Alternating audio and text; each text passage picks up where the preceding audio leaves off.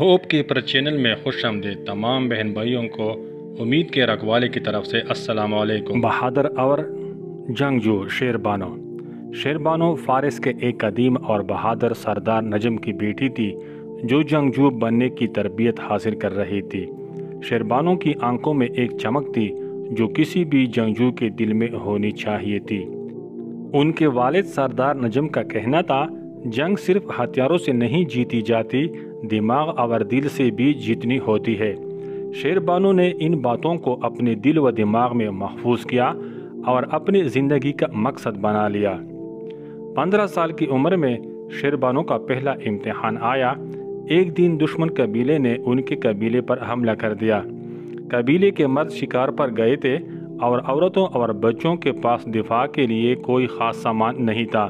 شیر بانو نے فوراً فیصلہ کیا کہ وہ اپنے قبیلے کو ہارنے نہیں دے گی۔ اس نے خواتین اور نوجوانوں کو جمع کیا اور دفاع کا ایک منصوبہ تیار کیا۔ شیر بانو نے لکڑی کے دروازے کو ڈال کے طور پر استعمال کیا اور ہاتھ میں موجود ہر چیز کو ہتھیار بنا دیا۔ جب دشمن قبیلے کے سپاہی اندر گھسے تو شیر بانو نے اپنی حاضر دماغی سے حملہ کیا اور قبیلے کی حفاظت کی۔ وہ اس دن صرف قبیلے کی محافظ نہیں بنی بلکہ اس نے لوگوں کے دلوں میں اپنی جگہ بنا لی اور شیر بانو کے نام کی گونج ہر طرف پھیل گئی۔ وقت گزرتا گیا اور شیر بانو اپنے والد کے انتقال کے بعد قبیلے کی سردار بن گئی۔ اس کی قیادت میں قبیلہ خوشحال ہونے لگا۔ وہ اپنے لوگوں کا ہر مسئلہ خود سنتی اور انصاف کے ساتھ فیصلے کرتی۔ قبیلے کے لوگ اس کی حکمت اور انصاف کے قائل تھے۔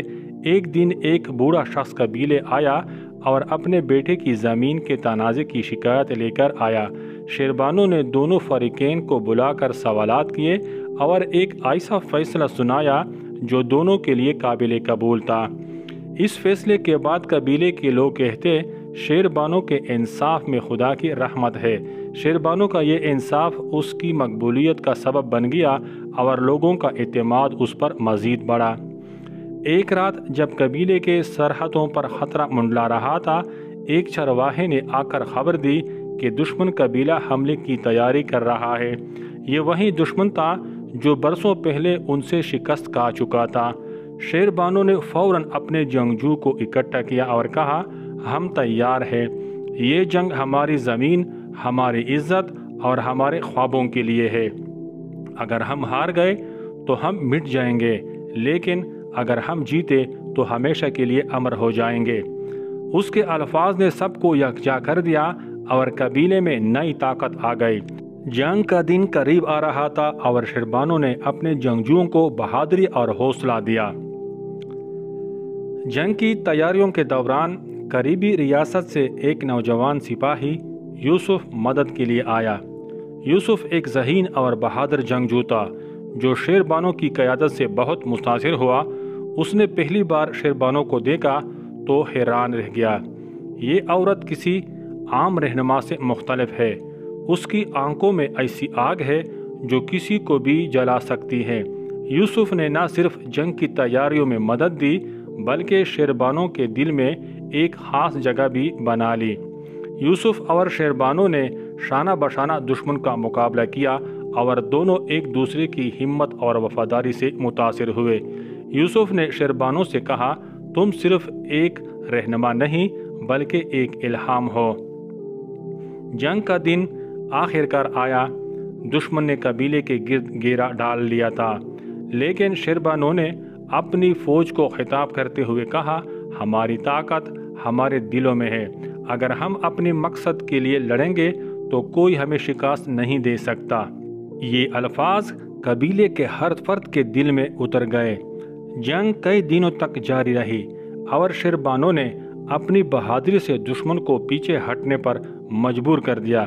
لیکن ایک موقع پر شیر بانو دشمن کے گھیرے میں آ گئی اور گھیرا توڑتے ہوئے شدید زخمی ہو گئی اور اس نے اپنی جان کی قربانی دے کر قبیلے کو بچایا۔ جب وہ زخمی ہو کر زمین پر گری تو اس کے آخری الفاظ یہ تھے، میری زندگی ختم ہو سکتی ہے لیکن میرا حوصلہ ہمیشہ زندہ رہے گا۔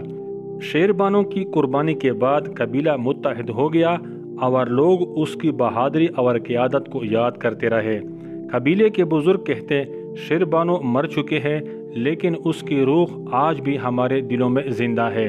شیر بانو کی کہانیاں نسلوں تک سنائی جاتی رہی اور اس کا نام تاریخ میں ہمیشہ رہنے والا تھا۔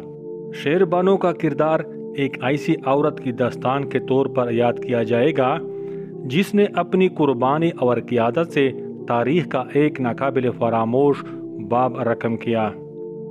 تو دوستو آج کے لیے اتنا ہی، ملتے ہیں نئی کہانی میں نئی امید کے ساتھ۔ تب تک کے لیے اپنے اور اپنے خاندان والوں کا بہت سارا خیال رکھیے گا۔ اللہ حافظ۔